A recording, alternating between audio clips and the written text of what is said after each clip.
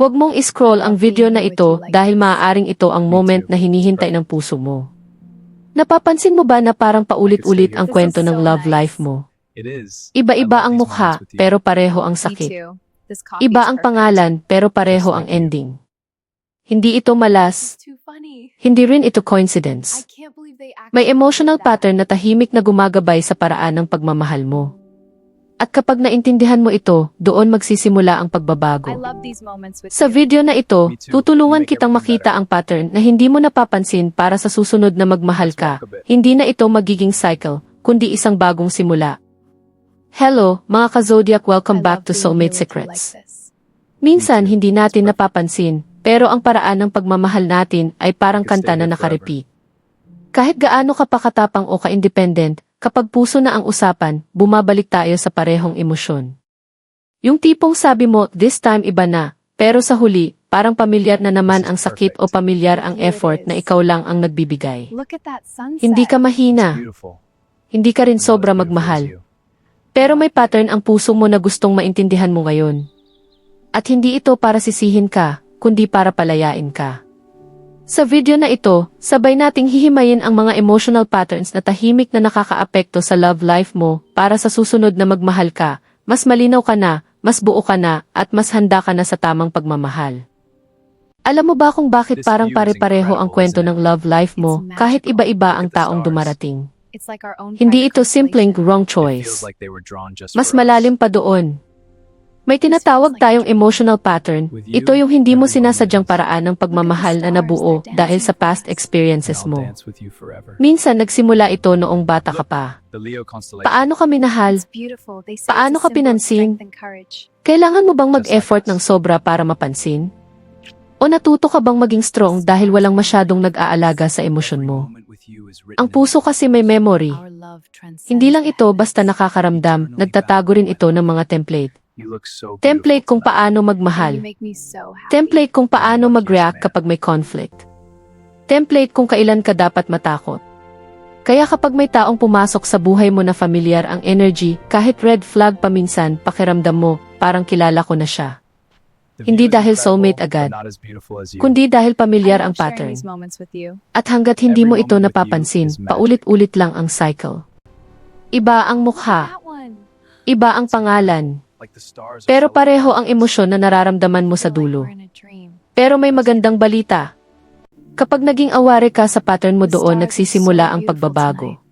Hindi para sisihin ang sarili mo, kundi para maintindihan mo kung saan ka nanggagaling at saan ka pwedeng pumunta next. Ikaw ba yung klase ng tao na laging naa-attract sa mga taong kailangan ng tulong? Yung tipong emotionally broken siya, may trauma, may past issues, at ikaw ang unang nagvo-volunteer maging therapist, tagapag-intindi, tagapag-ayos ng buhay niya. Sa simula, pakiramdam mo espesyal ka. Kasi ikaw ang pinipili niyang pagsabihan ng problema. Ikaw ang sandalan niya. Ikaw ang key strong one. Pero habang tumatagal, napapansin mo bang ikaw na lang ang nagbibigay? Ikaw ang umiintindi. Ikaw ang nag-a-adjust. At kapag ikaw naman ang nangailangan, parang wala siyang maibalik na parehong energy. Hindi ka naman tanga. At hindi ka rin desperado. Pero minsan, ang pattern na ito nagsisimula dahil natutunan mong ang pagmamahal ay kailangang pagtrabahuhan. Na para manatili ang tao, kailangan mong maging useful.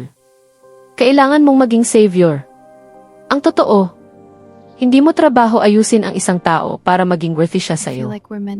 Healthy love is not about rescue. It's about partnership. Dalawang taong buo, hindi isang nag-aayos at isang inaayos. Kapag lagi kang rescuer, napapagod ang puso mo. At hindi mo napapansin, ang hinahanap mo pala ay validation, na mahalaga ka dahil may natutulungan ka. Pero mas mahalaga ka kahit wala kang inaayos. Kapag na-realize mo ito, doon magsisimula ang pagbabago. Hindi ka na ma-attract sa T-project. Ma-attract ka na sa taong kaya kang sabayan, hindi kailangang sagipin. Ikaw ba yung mas lalong nahuhulog kapag parang ang hirap niyang maabot? Kapag sweet siya ngayon tapos biglang cold bukas, pero imbes na mapagod ka, mas lalo kang nag-effort. Mas lalo kang naghahabol. Ito ang pattern ng The Chaser. Look at Taurus up there. Sa It's so simula, clear parang tonight. exciting. Yeah, and Libra is right next to May it. thrill. So beautiful. May It feels like challenge. they're just for us. Parang may They are. kailangan kang This one was patunayan perfect. na kaya mong makuha ang buong This atensyon feels niya. like a dream, my love. Pero bakit nga ba tayo mas naa-attract sa taong hindi consistent? Minsan, ang puso natin nasanay sa mixed signals. Kapag may konting lambing, sobrang taas ng saya. Kapag malamig siya, sobrang baba ng pakiramdam mo. At doon nagiging addictive ang cycle. Hindi dahil mahal mo talaga siya ng buo, kundi dahil hinahabol mo yung feeling na gusto mong ma-earn.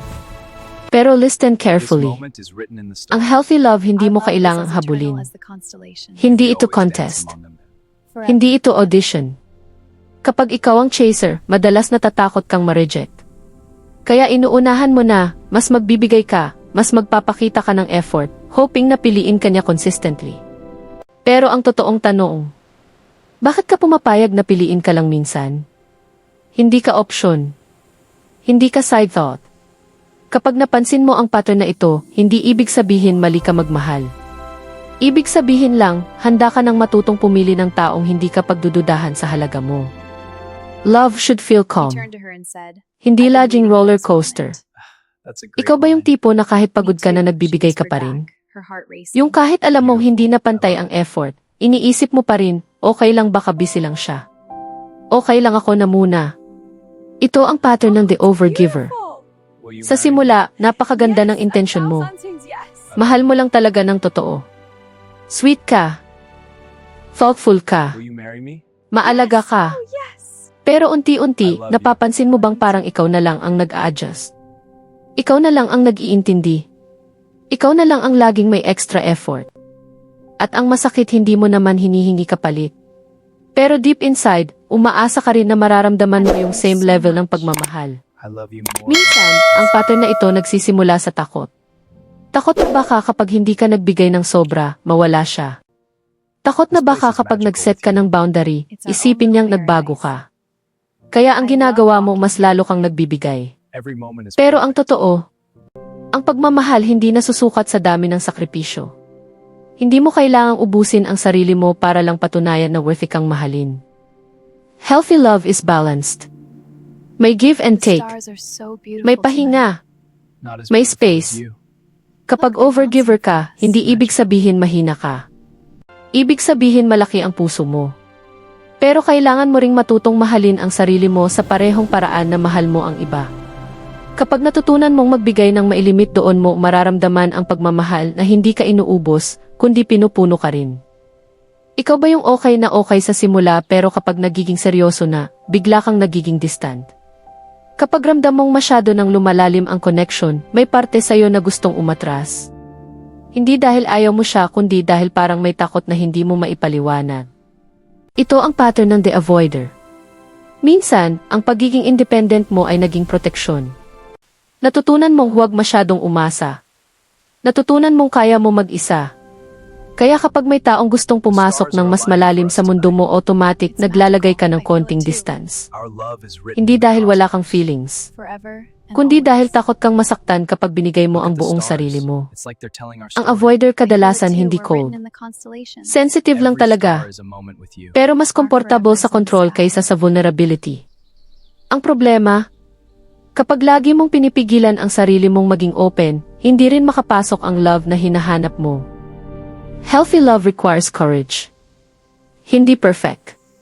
Hindi laging comfortable. Pero safe. Kapag napansin mo na may tendency kang umatras, kapag nagiging totoo na ang connection, hindi ibig sabihin mali ka. Ibig sabihin lang, may parte ng puso mo na kailangan ng reassurance. At kapag natutunan mong magtiwala ng paunti-unti, doon magsisimulang pumasok ang love na hindi mo kailangang takasan. Napapansin mo Look at ba the hindi ka stars. naman It's like ganito the universe mag-isip is dati? speaking to us. It's Dati, beautiful. okay ka I lang feel sa so bare connected to minimum. you right now. Me too. Dati, hindi mo pinapansin ang red flags. Always. Dati, mas madali kang mag-adjust kaysa magtanong ng, tama pa ba ito para sa akin? Our love is written in the Pero stars. ngayon may nagbago. Mas conscious ka na. Forever and always. Mas aware ka na sa nararamdaman mo. Mas mabilis mong napapansin kapag hindi na pantay ang effort. At hindi ito aksidente. Ang awareness ay sign ng growth. Kapag handa na ang puso mong umangat sa dating cycle, doon ka lang bibigyan ng clarity. Hindi para ipamukha sa'yo ang mga mali mo, kundi para ipakita kung gaano ka nakalayo sa dating version mo. Minsan, kailangan mo munang mapagod sa paulit-ulit na pattern bago mo masabing, ayoko na nito. At kapag umabot ka sa point na mas pinipili mo na ang peace, kaysa thrill mas pinipili mo na ang consistency, kaysa mixed signals ibig sabihin, nagmamature na ang standards mo. Hindi ka nagiging choosy. Nagiging alin ka lang sa mas healthy na pagmamahal. At ang pinakamagandang parte, kapag nagbago ang pattern mo, nagbabago rin ang klase ng taong pumapasok sa buhay mo. Ngayong alam mo na ang pattern mo, ang tanong ay, paano mo ito babaguhin? Hindi ito instant. Hindi ito isang decision lang. Pero nagsisimula ito sa awareness at honesty sa sarili mo. Una, tanungin mo ang sarili mo. Ano ang kinakatakutan ko kapag hindi ko ginawa ang dati kong pattern? Takot ka bang maiwan? Takot ka bang hindi piliin? Takot ka bang masaktan ulit? Pangalawa, itanong mo. Ano ang kailangan ko na hindi ko hinihingi? Minsan gusto mo ng reassurance pero nagpapanggap kang okay lang. Minsan gusto mo ng effort pero tinatanggap mo ang bare minimum. Pangatlo, paalalahanan mo ang sarili mo. Ang love na para sa'yo, hindi mo kailangang paghirapan ng sobra para manatili. Mag-practice ka ng small changes. Kung dati mabilis kang maghabol, subukan mong mag-pause. Kung dati sobra kang nagbibigay, subukan mong mag-set ng limit. Kung dati umiiwas ka, subukan mong mag-open kahit konti. Hindi ito para maging ibang tao ka. Ito ay para maging mas alin ka sa version ng sarili mo na mas secure, mas confident at mas buo. At tandaan mo, kapag binago mo ang response mo, nagbabago ang resulta. Hindi mo kontrolado ang ibang tao. Pero kontrolado mo kung paano ka mag-react. At doon nagsisimula ang tunay na pagbabago. Imagine this. Isang relasyon na hindi ka kinakabahan araw-araw. Hindi ka naghihintay ng reply na parang exam result. Hindi ka nag-o-overthink kung sapat ka ba. Instead, kalmado ang puso mo. May consistency. May effort. May assurance na hindi mo kailangang hingin. Ganito ang healthy love. Hindi siya boring. Hindi rin siya dramatic. Pero secure. Kapag nabago mo ang emotional pattern mo, mag-iba ang energy na pinapadala mo sa mundo. At kapag iba na ang energy mo, iba na rin ang taong maa-attract mo. Darating ang taong hindi mo kailangang ayusin. Hindi mo kailangang habulin. Hindi mo kailangang patunayan ang halaga mo. Dahil makikita niya agad iyon. At ang pinakamagandang parte, kapag dumating ang tamang pagmamahal, hindi mo mararamdaman ang chaos na nakasanayan mo. Mararamdaman mo ang peace. At minsan, ang peace ang pinakaromantic na pakiramdam sa lahat. Kung nakita mo ang sarili mo sa alinman sa patterns na napag-usapan natin, huwag kang matakot. Hindi ito kahinaan. Ito ay awareness. At ang awareness ang unang hakbang sa mas magandang love story. Today I'm sharing